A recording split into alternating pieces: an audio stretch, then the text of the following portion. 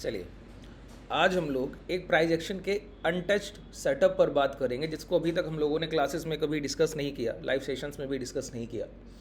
आज हम उसको सीखेंगे। और ये जो प्राइस एक्शन का पूरा सेटअप है, इसके लिए हमारा वॉच लिस्ट पहले से तैयार रहता है। सिर्फ इंट्राडे में एक मॉर्निंग में एग्जीक्यूशन मिलता है। अच्छा, यहाँ पर इंट्राडे में मॉर्निंग का एग्जीक्यूशन जो होता है ना, वो आपका मॉर्निंग के पहले फर्स्ट हाफ में ही, पहले घंटे में ही हो जाएगा। मैं जब इंट्राडे ट्रेड्स की बात करता हूँ तो मैं आपको इंडेक्स ट्रेडिंग में एक बात हमेशा ही, लाइव सेशंस आप लोग देखते होंगे तो आपको पता होगा, मैं बोलता हूँ कि पहले घंटे को जितना हो सके आप लोग ना ट्रेड कीजिए, नो ट्रेडिंग में रखिए। जो लोग नए ट्रेडर हैं, जिनका समय हो गया है, जिनका स्किल शार्प है, वो पहला घंटा ट्रेड कर सकते हैं आसानी से। लेकिन यहाँ पर मैं आपसे बोल रहा हूँ कि पहले एक घंटे में ही आपका ट्रेड एग्जीक्यूशन हो जाएगा और आपका ट्रेड आइडेंटिफिकेशन, ट्रेड की पहचान कि ट्रेड करना क्या है, उसका आइडेंटिफिकेशन एक दिन पहले ही हो जाता है, एक सेशन या 2 सेशन पहले, है ना।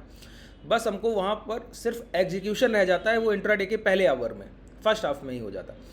और उसके बाद जो आपकी खरीदारी होती है, उसके रिजल्ट्स बहुत अच्छे आते हैं।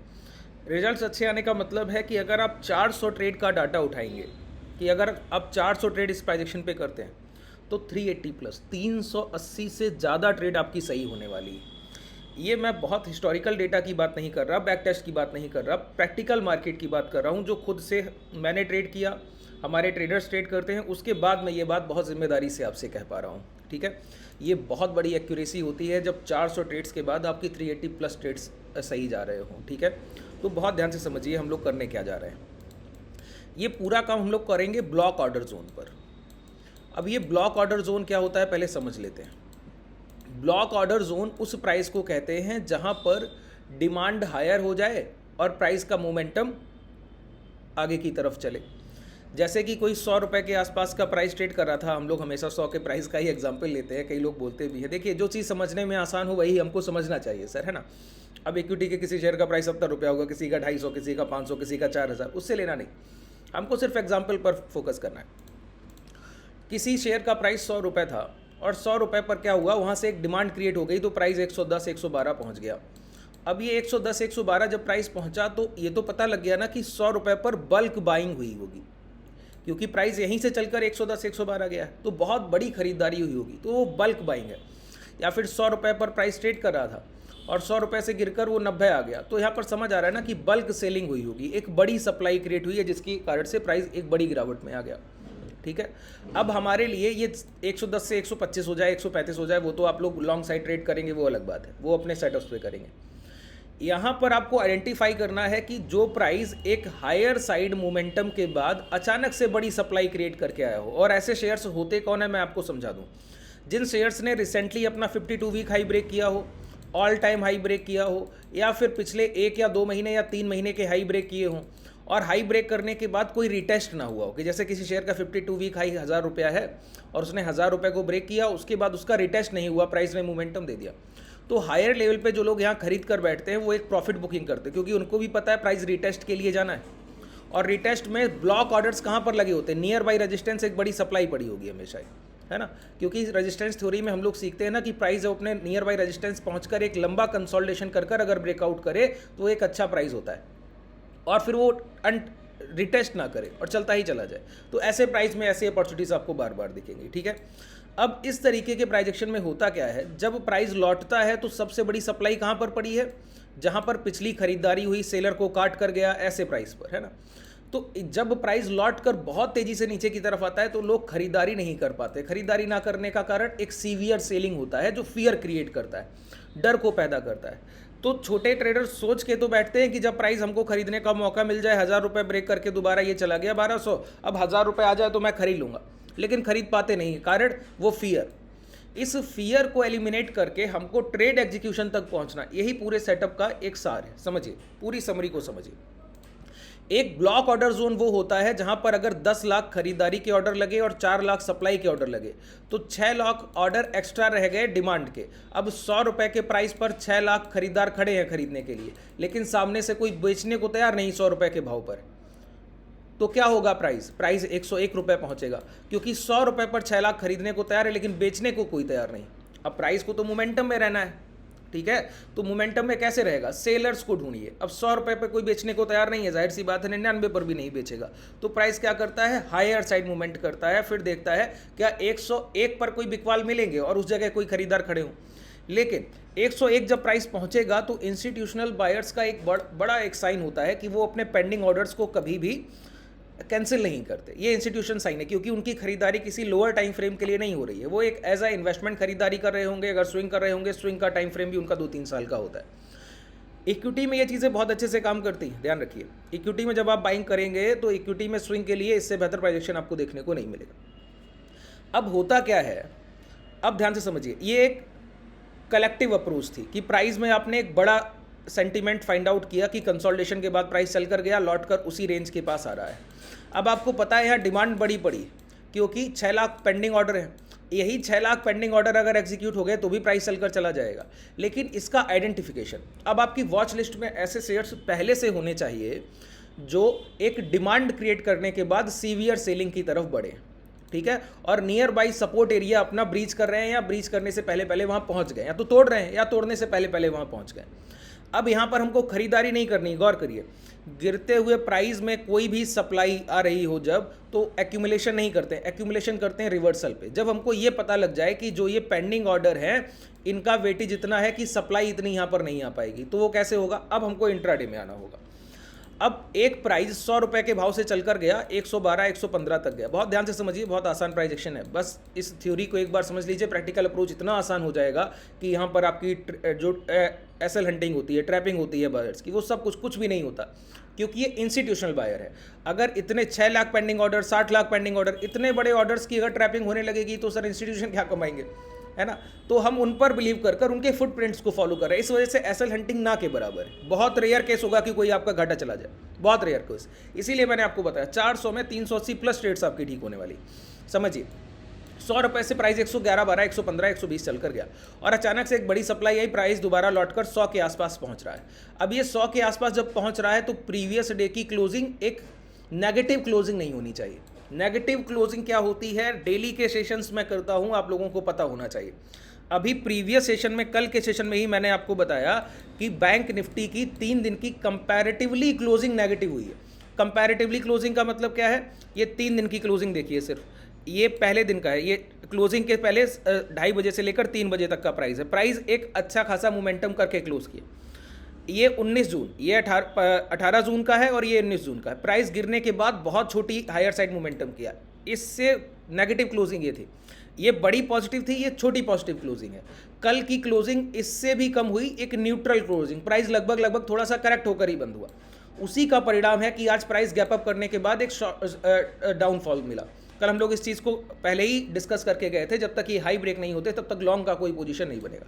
अब प्राइस सेकंड हाफ में ट्रेड कर रहा है, ये राइजिंग वेस्ट पैटर्न है। अगर इस राइजिंग वेस्ट पैटर्न के हाई ब्रेक हो गए तो लॉन्ग मिलेगा, अगर लो ब्रेक हो गए तो एक और सप्लाई आपको मिल जाएगी। तो ये नेगेटिव स्ट्रक्चर आपको पता होना चाहिए। और इसी तरीके से पॉजिटिव स्ट्रक्चर क्या है, अब गिरता हुआ प्राइस है 115 पर ट्रेड कर रहा था। सर बहुत ध्यान से समझिए, मैं बहुत विस्तार से आपको चीज़ें इसलिए बताता हूँ कि लाइव मार्केट में जाने के बाद आपको कोई तकलीफ नहीं होना चाहिए, ठीक है, इसी कारण से। अब राइजिंग वेज पैटर्न मैंने यहाँ पर आपको एक ये बताया राइजिंग। अब राइजिंग वेज पैटर्न बनता है जब प्राइस गिरावट के बाद एक रिट्रेसमेंट करता है, पुल बैक करता है। इसका मैक्सिमम प्रोबेबिलिटी होता है कि लो ब्रेक कर दे, लेकिन यहाँ पर हमारा प्रीवियस ट्रेंड हायर साइड है, तो इसकी 60% प्रोबेबिलिटी हो सकती है कि लो ब्रेक करे, 40% प्रोबेबिलिटी हाई ब्रेक करने। तो दोनों तरफ निगाह आपको रखनी होगी। हाँ, एक वेटेज हम लोग देते हैं रिसेंट मोमेंटम को। रिसेंट मोमेंटम डाउन साइड है, अगर ये राइजिंग वेज पैटर्न में एक कैंडल लो बनाकर रिटेस्ट करके इंपैक्ट लो ब्रेक करे तो शॉर्ट कीजिएगा, अच्छा खासा मोमेंटम आपको दोबारा देखने को मिलेगा, ठीक है। इन चीज़ों पर फोकस किया कीजिए। अब यहाँ पर देखिए 115 या 120 का कोई प्राइस है, गिरते हुए 100 रुपये के अपने सप्लाई जोन के डिमांड जोन के पास पहुँच रहा है, जहाँ से पिछली बार चल कर गया था। लेकिन जब 120 से गिरा तो 112 की क्लोजिंग एक दिन हुई। जब 112 की क्लोजिंग हुई तो प्राइस गिर कर बंद हुआ था। अगले दिन प्राइस फिर गिरा, गिरने के बाद 104 की क्लोजिंग हुई। 104 की जब क्लोजिंग हुई तो उस दिन भी प्राइस गिर कर बंद हुआ।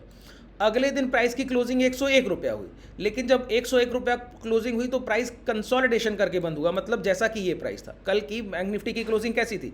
इसके पहले की क्लोजिंग पॉजिटिव, इसके पहले की क्लोजिंग इससे भी एक्सट्रीम पॉजिटिव, और कल की क्लोजिंग न्यूट्रल।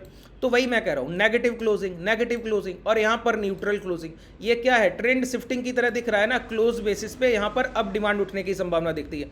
अब आप सपोर्ट एरिया के पास भी पहुँच गए हैं, लेकिन प्राइस पहले से वीक है। वीक प्राइस कोई गैप अप कर देगा तो यहाँ पर आपकी वहाँ पर जो सप्लाई आनी होगी वो आ जाएगी। प्राइस पूरे दिन थ्रू आउट द सेशन फिर नहीं चल पाएगा।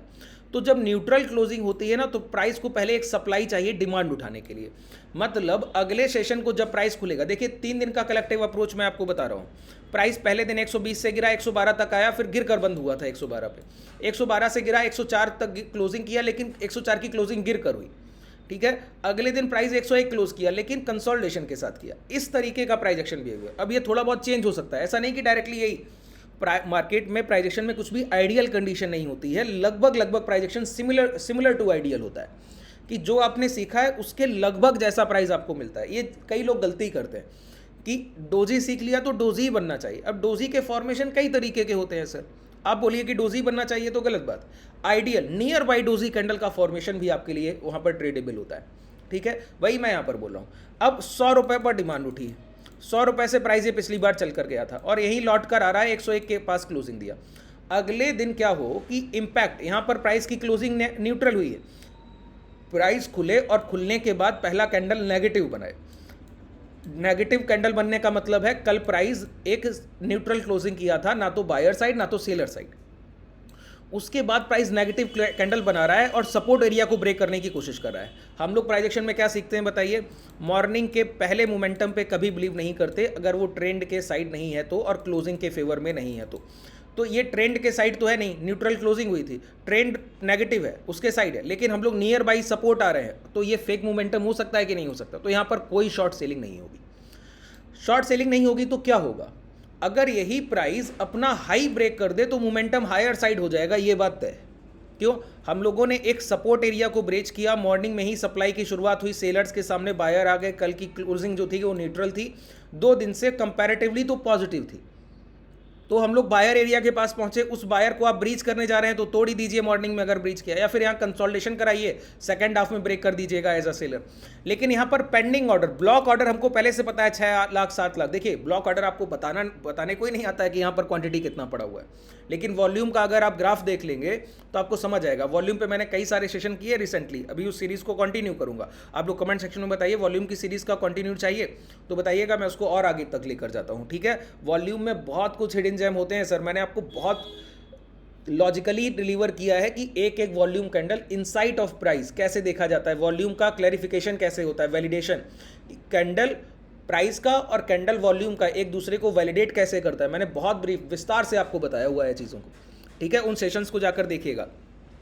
डिस्क्रिप्शन में टेलीग्राम का लिंक है, उसको ज्वाइन करके डायरेक्टली आप हमसे जुड़ जाएंगे, वहाँ पे उन सेशंस का लिंक मिल जाएगा, वहाँ से आप देख सकते हैं।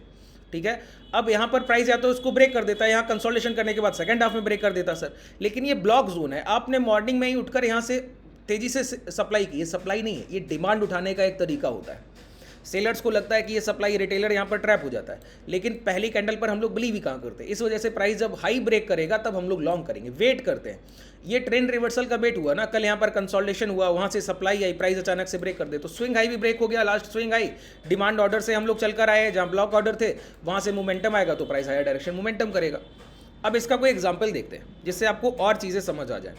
अभी रिसेंटली अगर आज की बात की जाए तो आज एक इक्विटी ट्रेड किया गया हमारे ट्रेडर्स के द्वारा, हीरो मोटो। आइए मैं आपको दिखाऊं, और इस मोमेंटम में एक चीज गौर करने वाली, प्रीवियस ट्रेंड पॉजिटिव था ना, 100 से प्राइस 120 चल कर गया था, प्रीवियस ट्रेंड पॉजिटिव था, फिर आप सप्लाई करते हुए आए। कोई भी बड़ा डिमांड जोन होगा, हो सकता है 110 पर ही बड़ा डिमांड जोन हो, तो वहीं से ऐसा मोमेंटम आपको मिल जाएगा। 100 तक प्राइस के आने की जरूरत ही नहीं, यहीं पर प्राइस एक बड़ा कंसोलिडेशन किया हो, 100 पर भी किया, 110 पर भी किया हो, 110 से 120, तो 110 से ही आपको डिमांड मिल जाएगी। प्रीवियस ट्रेंड पॉजिटिव है, उसके बाद सप्लाई आ रही है, और ये फर्स्ट हिट है किसी सपोर्ट रेंज को जहां से पिछली बार प्राइस चल कर गया था। ब्लॉक ऑर्डर कब काम करते हैं? 100 रुपये पर 10 लाख ऑर्डर पेंडिंग रह गए, प्राइस 110 पहुंच गया, तो 10 लाख ऑर्डर तब तक पेंडिंग है जब तक एक बार भी प्राइस रिटेस्ट नहीं कर रहा है। एक बार भी प्राइस रिटेस्ट हुआ इसके मतलब है 10 लाख में से कुछ नहीं तो 5-6 लाख 8 लाख ऑर्डर्स तो एग्जीक्यूट हो ही गए होंगे, तो उसका इंपैक्ट तो चला गया। अब जो लोग दूसरे हिट में बाई कर रहे हैं तो उनको कितना इंपैक्ट मिलेगा पता नहीं। अगर खरीदार और एक्यूमुलेशन यहाँ पर करेगा तो ये हाई ब्रेक होगा, तो डब्ल्यू फॉर्मेशन पे बाई होता है ना। इस बात को ध्यान रखिए। अब यहाँ पर समझिए, मैं आपको बताऊं, बहुत क्लियर थॉट से समझिए। हीरो मोटो का सिर्फ प्राइस एक्शन हम लोगों को देखना है, ये प्राइस है, ठीक है। अब इस प्राइस बिहेवियर में क्या हुआ बताइए, सिर्फ इंट्राडे हम लोगों ने एक ही चीज़ को यहाँ पर क्लैरिफाई किया, सिर्फ इंट्राडे में मोमेंटम लेंगे और बाहर निकल जाएंगे। क्यों ऐसा करेंगे? क्योंकि प्रीवियस ट्रेंड तो कॉन्जिक्यूटिव नेगेटिव है ना। अभी रिसेंट ट्रेंड, इसके पिछला ट्रेंड डिमांड का है, इससे पहले प्राइस चल कर गया, लेकिन प्रीवियस ट्रेंड कॉन्जिक्यूटिव नेगेटिव है, लगातार गिरावट हो रही। तो इंट्राडे में अगर एक बार भी हमको खरीदारी का मौका मिलेगा तो वहां खरीदारी करेंगे, जो भी एसएल एरिया डे लो रहता है, जो रिसेंट डे लो बन जाता है। जैसे अब ये प्राइस का प्रीवियस अप्रोच देखिए, हम गिर कर बंद कर रहे हैं, लगातार क्लोजिंग नेगेटिव नेगेटिव नेगेटिव, और कल की क्लोजिंग अगर आप देखिए तो 2:30 बजे के बाद यहाँ पर एक कंसोलिडेशन एरिया में क्लोज किया। प्राइस का पहला कैंडल खुलते ही नीचे आया, और ये रेंज क्या है जरा गौर कीजिए, ये रेंज एक सपोर्ट एरिया है। प्राइस इसी रेंज से 5480 से चलकर जो हाई लगाया वो क्या है, ये देखिए आपके सामने 5800, 400 रुपए की यहाँ से डिमांड उठी। ये 400 रुपए की जो डिमांड उठी है, हम उसको फर्स्ट टाइम हिट कर रहे हैं, पहली बार प्राइस ने इसको हिट किया। जब आपने फर्स्ट टाइम हिट किया तो प्राइस का पहला मोमेंटम क्या है, डाउनवर्ड्स, प्राइस नीचे चल कर आया, देख पा रहे हैं, थोड़ा सा बड़ा करूँ, प्राइस नीचे चल कर आया। जब प्राइस डाउन साइड मोमेंटम किया, डाउन साइड मोमेंटम के बाद हम लोग सपोर्ट एरिया का एक कैंडल में मार्क कर दूं जिससे आपको समझने में आसानी हो, ठीक है। पूरी तरीके से इंट्राडे बिहेवियर है, पूरी तरीके से इंट्राडे मोमेंटम को आप कैच करते हैं। जब तक प्राइस आपको टारगेट नहीं दे देगा तब तक आपके सामने कुछ भी नहीं, एसएल की तो कोई संभावना ही नहीं बनती है सर। अब पहला कैंडल यहाँ पर डाउन साइड आया, डाउन साइड कैंडल के बाद जैसे ही हाई ब्रेक हुए, यहीं पर पोजीशन बना, रिटेस्ट किया। अब ये आपका डे लो, करंट डे लो आपका एसएल होता है। अब यहाँ पर देखिए 5510-12-15 पर आपकी एंट्री है, एसएल आपका 5476 है ना। 24-25 रुपये का 30 रुपये का आपका एसएल मान लेते हैं। 30 रुपये के एसएल के सामने आप जो भी अपना टारगेट रखेंगे, ये हाई लगाकर आया है 5610 के, लगभग 95 रुपया ऊपर। तो 1:2 लेकर जाइए, 1:3 लेकर जाइए, जो भी आप ले सकते हैं वो ले सकते हैं। ऐसा एक प्राइस नहीं होता है सर। मैं आपको और रिसेंट एग्जाम्पल दिखाऊँ, ये देखिए एक और चार्ट में आपको, ये आईएक्स का प्राइस है। आईएक्स का प्रीवियस मोमेंटम क्या है, हायर डायरेक्शनल है। आईएक्स का प्रीवियस मोमेंटम क्या है, हायर डायरेक्शनल है। प्राइस बहुत तेजी से डाउन हायर वर्ड्स मोमेंटम करके गया। यहाँ पर अगर आप डिमांड देखें तो ये रिट्रेसमेंट के बाद यहाँ पर गैप अप किया, उसके बाद प्राइस चल कर गया, तो ये एक सपोर्ट एरिया हुआ कि नहीं हुआ, मार्क कर लीजिए। प्राइस का प्रीवियस मोमेंटम डाउन साइड है, रिसेंट मोमेंटम लोअर साइड है, ठीक है। अब इस मोमेंटम में क्या हुआ, प्राइस की ओपनिंग कैसी होती है, इस पर हमको गौर करना है। ये ओपनिंग आप देखिए, यहाँ पर 9:15 का ये ओपनिंग है आपके सामने, ये यहाँ पर देख रहे हैं। इस ओपनिंग के बाद हम लोगों ने क्या किया, इस ओपनिंग के बाद इस सपोर्ट एरिया को टच किया और ये हाई ब्रेक कर दिया। हाई ब्रेक करने के बाद लॉन्ग कीजिए, ये आपका एसएल एरिया 181 से प्राइस अभी जो हाई लगा चुका है वो 184 की हाई लगा चुका है। उसके बाद हम दोबारा रिट्रेसमेंट की तरफ बढ़ रहे हैं क्योंकि इंडेक्स नेगेटिव है इस कारण से सर।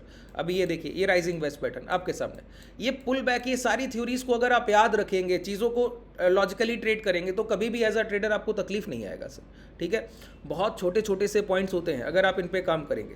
अब ये रिसेंट बिहेवियर, कल ही हम लोगों ने कह दिया कि प्राइस 52,000 के ऊपर जब तक ट्रेड नहीं करेगा लॉन्ग नहीं करेंगे। 1 घंटे का 15 मिनट का कैंडल क्लोज होने देना है, जब वो हाई ब्रेक होगा तब लॉन्ग करेंगे। शॉर्ट सेलिंग क्यों, प्राइस का ट्रेंड देखिए ना, ट्रेंड क्या हो रहा है, धीरे धीरे ट्रेंड जो है वो शिफ्टिंग हो रहा है। प्राइस एक अच्छा क्लोजिंग दिया, फिर उससे कम क्लोजिंग दिया, अब न्यूट्रल क्लोजिंग दे दिया और पहली कैंडल गैप अप करके अपना डे लो के अंदर आ रही।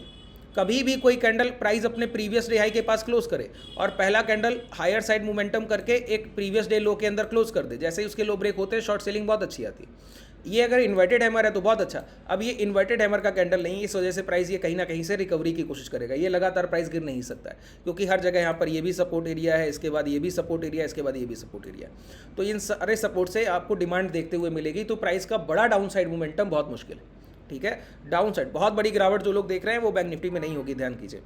इसी तरीके का निफ्टी का प्राइजेक्शन भी आप देख लीजिए। निफ्टी में तो कल हम लोग डिस्कस ही कर गए थे कि प्राइस का ये पैटर्न आप लोगों ने देखा ही था, कल के सेशन में ही हम लोगों ने डिस्कस किया था कि प्राइस क्या कर रहा है। एक ये जैसे अभी rising west pattern higher side था, प्राइस के गिरने के बाद इस तरीके का प्राइस लो ब्रेक कर देता है, प्राइस के चलने के बाद इस तरीके का प्राइस वो भी अपना लो ब्रेक कर देता है, ठीक है। इन सारे कॉन्सेप्ट को ध्यान रखा कीजिए। तो यहाँ पर हम लोग क्या कर रहे हैं, यही लो ब्रेक कर रहे हैं। ये जो राइजिंग वेस्ट पैटर्न इस तरीके का बना हुआ है, इसी के लो हम लोगों ने देखिए अभी रिसेंटली ब्रेक किया। अब ये लो, कल इस सेशन को पहले ही, कल के सेशन में ही देखिए 10:30 का जो शाम का सेशन होता है ना, उसको जो लोग फॉलो कर रहे हैं उनके प्रॉफिट्स अच्छे हैं, उनके ट्रेड का साइकोलॉजी चेंज हो रहा है धीरे धीरे, और लर्निंग से आप गुजर रहे हैं। आपका प्रॉफिटेबल कराना मेरा कोई मूल अर्थ नहीं है। मेरे सिखाने का पूरा मोटिव बस एक है कि आप इंडिपेंडेंट हो जाएं, खुद के बेसिस पे ट्रेड करने लगें, और बस यही चाहता हूँ सर, है ना। जितना आप बेहतर, जितना जल्दी इन चीज़ों को आप अडॉप्ट कर लेंगे, धीरे धीरे इंडिविजुअल अपनी ट्रेड्स करने लगेंगे, इससे बेहतर सेल्फ बिलीव को क्रिएट कीजिए सर। सेल्फ बिलीव को क्रिएट करना समझते हैं। अभी आपको लगता है कि आप कोई पोजीशन एग्जीक्यूट करेंगे तो उसके गलत होने की संभावना बहुत ज़्यादा है, तो आप एग्जीक्यूशन तक ही नहीं पहुँचते। दूसरे पर बहुत भरोसा है, किसी पर, मैं बोलता हूँ मुझ पर भी बिलीव नहीं करना है, इन लर्निंग्स पे बिलीव करना है, जो आप सीख रहे हैं इन कॉन्सेप्ट पे भरोसा करना है, ठीक है। क्योंकि ये प्राइजेक्शन बिहेवियर इंस्टीट्यूशनल बायर और सेलर का एक चार्म है, जो आपको लाइव दिख रहा है डायरेक्ट चार्ट पर। वो बेचेंगे तो सबसे पहले यहाँ दिखेगा, वो खरीदेंगे तो सबसे पहले यहाँ दिखेगा, उनके जो भी ऑर्डर्स आने हैं उसका इंपैक्ट यहाँ पर दिखने वाला है। अब ये स्ट्रेच का फीलिंग जो लोग नहीं समझ पाए, प्राइस में स्ट्रेच बिहेवियर यही है कि प्राइस का पहला मोमेंटम, टाइम विद प्राइस से देखते हैं ना, प्राइस का पहला मोमेंटम बहुत शार्प है, शार्प होने के बाद अब आप ये स्ट्रेच खिंचाव कर रहे हैं सर। वही जो कल मैंने आपको एग्जांपल दिया था, 10 किलोमीटर का मैराथन आप दौड़ रहे हैं और 10 किलोमीटर की दौड़ में आप 5 किलोमीटर में ही पूरी एबिलिटी खो दी है, फिर आप कब तक खींच पाएंगे खुद को 1-2 किलोमीटर, और उसके बाद तो आपको रुकना ही है। और वही एक दूसरा रनर है, वो पहले अपनी एबिलिटी को बचा कर रखता है, धीरे रेस करता है, और आखिरी के 3-4 किलोमीटर बहुत तेजी से निकलता है। तो वही प्राइस का इम्पैक्ट ऑफ बाइंग और इम्पैक्ट ऑफ सेलिंग पे यही स्ट्रेच है इसका। ये स्ट्रेच कल ही हम लोग इसको डिस्कस कर रहे थे सर, ठीक है। तो इन कॉन्सेप्ट को जितना बेहतर तरीके से आप रियलाइज कर लीजिए और प्राइस को फील करना सीखिए इंट्राडे में, ठीक है। इंट्राडे में मोमेंटम वही होता है जो मॉर्निंग से लेकर और 1-1.5 घंटे सस्टेन करेगा। 9:15 पर बाजार खुला, 10:15 11:15 तक जो प्राइस का इंपैक्ट दिख रहा है वैसा ही फिर अगले सेशन का मोमेंटम होगा, और क्लोजिंग ये बताएगी कि अगले दिन का प्रेडिक्टेबिलिटी क्या है, अगले दिन की संभावना क्या है। इन दो चीज़ों पर जो ट्रेडर काम कर रहा है उसके लिए कभी भी इंट्राडे ट्रेडिंग में तकलीफ नहीं आएगी। लोग बहुत टफ बताते हैं इंट्राडे ट्रेडिंग को, मैंने धीरे धीरे आपके लिए बहुत ईजी टू ट्रेड कर दिया है, ठीक है। चलिए, कॉन्सेप्ट क्लियर है, एक बार समरी को समझ लीजिए। प्राइस लगातार डाउन साइड मोमेंटम करके चल रहा है, प्रीवियस एक बड़ी बाइंग आई थी, वो इम्पैक्ट के ब्लॉक ऑर्डर्स के पास हम पहुंचे, और प्राइस पहली candle previous day low break करके बनाए, लेकिन उसके बाद प्रीवियस डे लो जो ब्रेक हुए थे उसके अंदर दोबारा से प्राइस आ जाए और आज का करंट डे हाई ब्रेक कर दे। डे लो का, करंट डे लो का एसएल रखेंगे, उसके बाद लॉन्ग करेंगे। रिस्क रिवॉर्ड रेशियो अपना कैलकुलेट कर लीजिए, 1:1.5 और 1:2, मतलब ₹1 का रिस्क है तो ₹1.5 कमाने की सोचनी है या फिर ₹2 कमाने की सोचनी है। इस बिहेवियर पर अगर आप काम करेंगे तो इक्विटी में जो लोग स्विंग करते हैं, अब कई लोगों का ये और एक रहता है कि मेरे पास सर इतना इनफ कैपिटल ही नहीं है, मैं 50,000 1 लाख रुपया लेकर ट्रेड कर रहा हूँ और आप कह रहे हैं इक्विटी में ट्रेड कीजिए, तो इक्विटी में तो इससे बहुत बड़ा मुझे मुनाफा नहीं होगा और मैंने लॉस बहुत कर लिया। अरे लॉस कर लिया, उससे क्या फ़र्क पड़ता है। अब आप सोचिए कि 1 लाख को 20 लाख में कन्वर्ट करेंगे, आप ऐसे सपने देख रहे हैं जो कभी पूरे नहीं होंगे। ये जो आप कैपिटल लेकर आएंगे वो भी चला जाएगा सर। एक ट्रेडर का माइंडसेट समझिए, ट्रेडिंग एज अ जर्नी। आपको पहले इक्विटी में सक्सेस होना है, उसके बाद डेरिवेटिव में सक्सेस होना है। जब तक डेरिवेटिव का नॉलेज नहीं है, डेरिवेटिव्स को आप ट्रेड नहीं कर सकते। कई बार आप देखेंगे कॉल ऑप्शन आप बाई करेंगे, बैंक निफ्टी चलकर जाएगा, निफ्टी चलकर जाएगा, आपके कॉल ऑप्शंस के एसएल हिट हो जाएंगे। कई बार आप देखेंगे बैंक निफ्टी वहीं खड़ा रहेगा, आप पुट ऑप्शन बाई करेंगे, पुट ऑप्शन मोमेंटम दे रहा होगा। तो जब तक आप डेरिवेटिव को समझते नहीं, एंड रिजल्ट आपका लॉस है। तो इक्विटी पर फोकस कीजिए। अब लोग बोलते हैं कि 50,000 1 लाख रुपया, इससे क्या ही पैसा बनाऊंगा। अरे sir, MTF margin trading facility का बेनिफिट लीजिए, जो सेबी हम लोगों को दे रहा है इस टाइम पर। 5x मार्जिन देता है सर। और ये जो डिस्काउंट ब्रोकर है, ये इंट्राडे में तो आपको देते हैं, डिलीवरी के लिए नहीं देते हैं। मैं आपको बोलता हूँ, डिस्क्रिप्शन में मोतीलाल ओसवाल के डीमेट का लिंक है, आप उसको ओपन कर लीजिए। वहाँ पर आपको मिल जाएगा 5x डिलीवरी के लिए मार्जिन। उसको आप 1 साल होल्ड कीजिए, 2 साल, जितना आप टेन्योर तक होल्ड करते जाइए।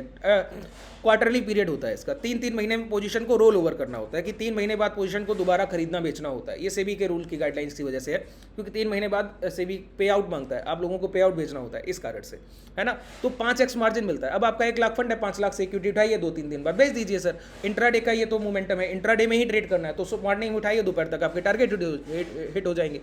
अभी जो हीरो मोटो ट्रेड कर रहा है, इंट्राडे में ही मोमेंटम देकर चला गया। IX ट्रेड कर रहा है, इंट्राडे का ही मोमेंटम है सर, ठीक है। तो इन लॉजिकल बेसिस पे काम करेंगे तो आपको कभी तकलीफ नहीं आएगी। और इक्विटी में बहुत पैसा बनता है। जो लोग इक्विटी को अंडर एस्टिमेट कर रहे हैं ना और ऑप्शंस की तरफ बैठे, मैं आपको बताऊं कि इंट्राडे में अगर 400 रुपये का वॉल्यूम आता है, उसमें 390+ रुपीज़ सिर्फ डेरिवेटिव में आ रहा है। और ये पैसा इंस्टीट्यूशंस के पास जा रहा है, बड़ी जेब में सर, बड़ी पॉकेट इसको ले रही है, और छोटा ट्रेडर सिर्फ पैसा गंवा रहा है। क्यों? Lack of learning. आपके पास नॉलेज की कमी है, और नॉलेज की कमी का मतलब ये नहीं है कि आप चीज़ों को जानते नहीं हैं, जानते हैं कि पैसा चला जाएगा, उसके बावजूद आप ऐसा काम कर रहे हैं, ये गलती। जब किसी भी एक कोई भी एस्पेक्ट आप ट्रेड कर रहे हैं, सेगमेंट ट्रेड कर रहे हैं, डेरिवेटिव या इक्विटी, जब आपको पता है हर एक्सपायरी को ऑप्शंस जीरो हो रहे हैं out the money strike price, इसका मतलब है आपका पैसा कभी ना कभी जीरो हो जाएगा अगर आपको उसका नॉलेज नहीं है। क्यों उसमें काम कर रहे हैं आप? ठीक है, पूरा नॉलेज लीजिए, उसके बाद और डेरिवेटिव्स को ट्रेड कीजिए। डेरिवेटिव्स को ट्रेड करना कोई गलत नहीं है, लेकिन उसके लिए हाई स्किल और हाई नॉलेज चाहिए, बहुत अच्छा स्किल चाहिए। ठीक है, ऐसा एरिया आपके बहुत अच्छे से प्लान होने चाहिए, आपको अपना पोजीशन साइजिंग बहुत अच्छे से आना चाहिए, कितना क्वांटिटी आप खरीद रहे हैं आपको पता होना चाहिए, इंट्राडे के ट्रेड प्लान्स आपके पास होने चाहिए। जब तक ये सारी चीज़ें आप नहीं समझते तो इक्विटी की तरफ जाइए। ठीक है, चलिए आज के लिए पर्याप्त है, धन्यवाद सर।